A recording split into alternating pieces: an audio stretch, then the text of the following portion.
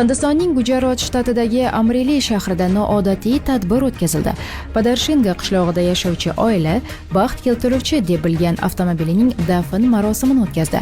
Bu haqida Times of India xabar qilmoqda. Santay Palara oilasi qishloq xo'jaligi mahsulotlari yetishtirish uchun mo'ljallangan yerida 4 metrlik o'ra qazib, 12 yil xizmat qilgan avtomobili Wagoner'ni dafn etdi. Ushbu marakaga mingdan ortiq odam taklif qilindi. Ular orasida ruhoniylar va diniy ulamolar ham bor edi. Dafn marosimi aks etgan videolar ijtimoiy tarmoqlarda yashin tezligida tarqaldi.